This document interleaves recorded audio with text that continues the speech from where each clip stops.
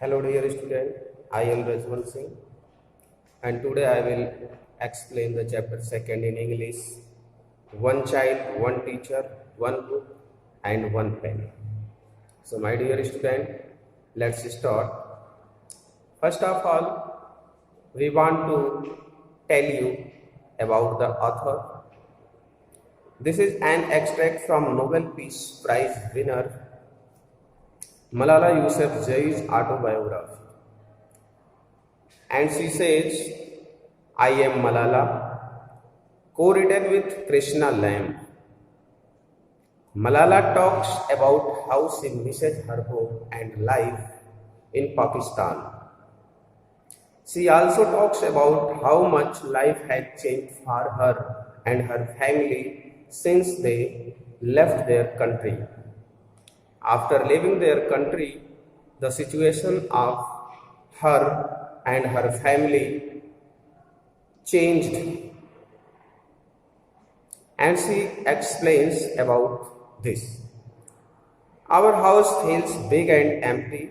It sits behind an electric iron gate, and it sometimes seems as if we are in what we in Pakistan call a sub-jail. She tells that place a sub-jail where she lives. A kind of luxury house, and that is arrested by the Afghanistani who had shot her in her head. At the back, there is a large garden with lots of trees and a green lawn for me, where we wander about this. My brothers to play cricket on, but there are no rooftops to play on.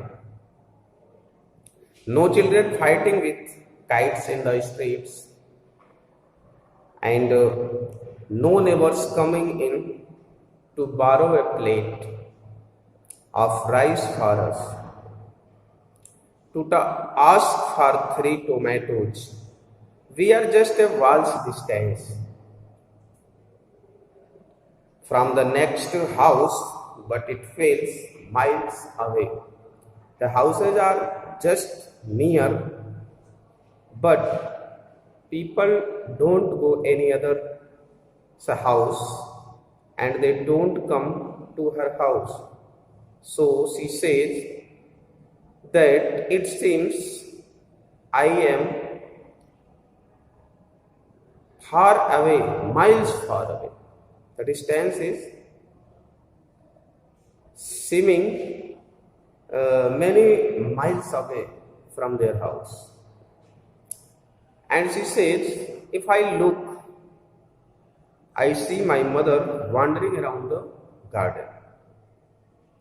Her head covered by a shawl, feeding the birds. She looks as if she is singing. Maybe that topper she likes. She covered her head. That is called topper. Don't kill doves in the garden. And she says, don't kill the doves in the garden. You kill one and the other won't come, says, giving the birds the remains of our dinner from the night before, and there are tears in her eyes. She weeps by seeing the birds and their life. Because she is depressed, the happenings that is done with her daughter Malala Yousafzai.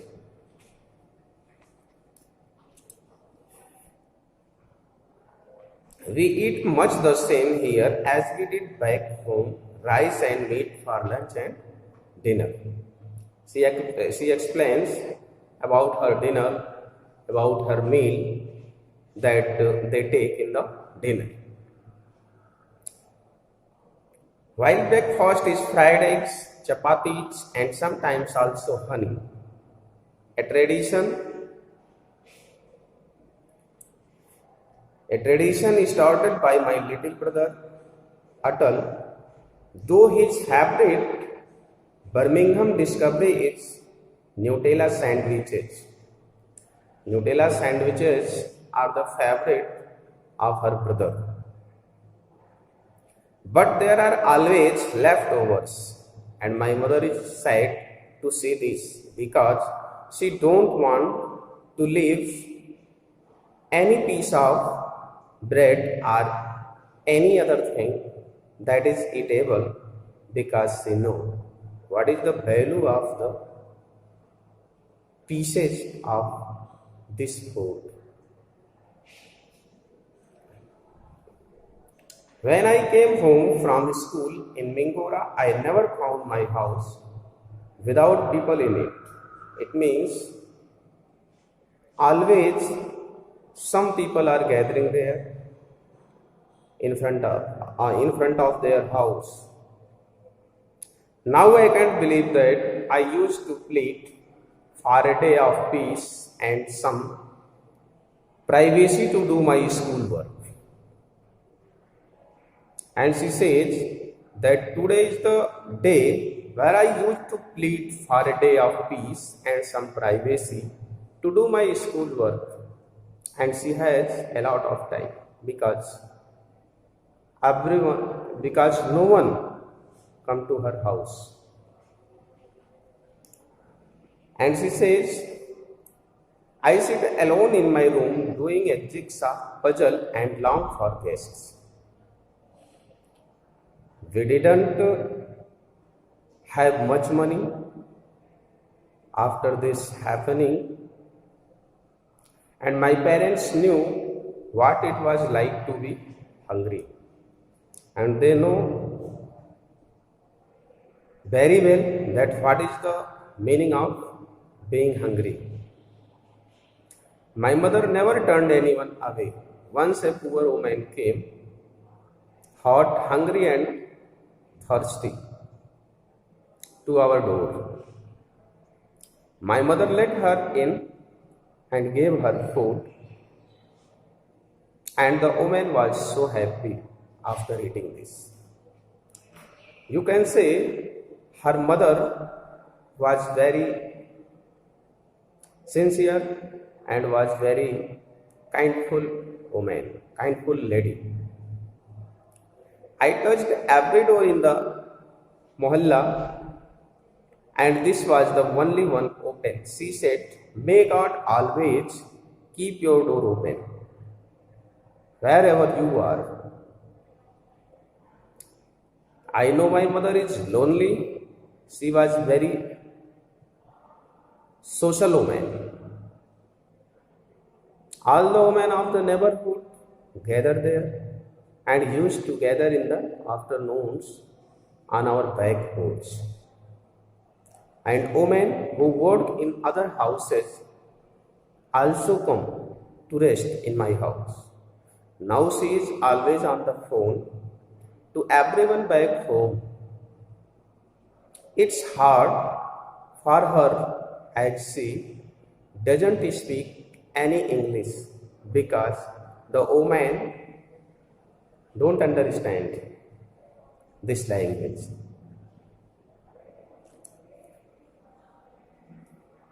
But when she arrived, they were all mysteries to her, and someone had to show us how to use the oven, washing machine, and the TV, because the poor women don't know how to operate these machines.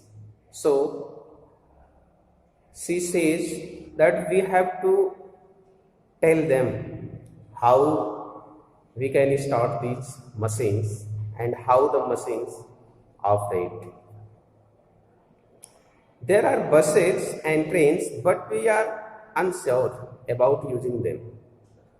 Malala says that there are a lot of facilities for women, buses, trains, but we don't use these facilities. My mother misses going shopping in China Bazaar. She is happier since my cousin Shah came to stay. He has a car and takes her shopping, but it's not the same as she can't talk to her friends and neighbors about the shopping, about what he bought. A door bangs in the house and my mother jumps. She jumps these days at the slightest noise. She often cries. Sometimes her mother cries in alone, then hugs me. Malala is alive, and she says, after crying, she says, Malala is alive. Now she treats me as if I was her youngest rather than the other brothers and sisters. I know my father cries too, and Malala says that I know my father also cries too. By thinking this, and he also cries when I push my hair to the side and he sees the scar on my head. When he saw the scar on my head, he also cries.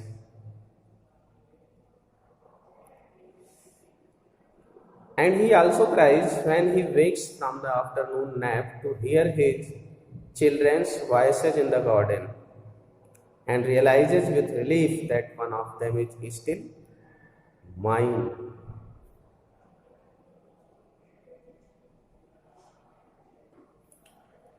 He knows people say it's his fault.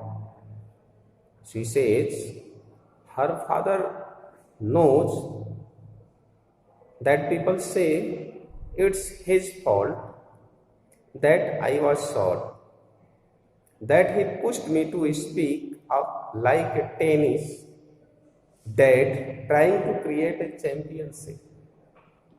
But we all know that this is no fault. This is an adventure. They provide her daughter a good idea to do the best in her life. It's hard for him. All he worked for over almost 20 years has been left behind. The school he built up from the starting,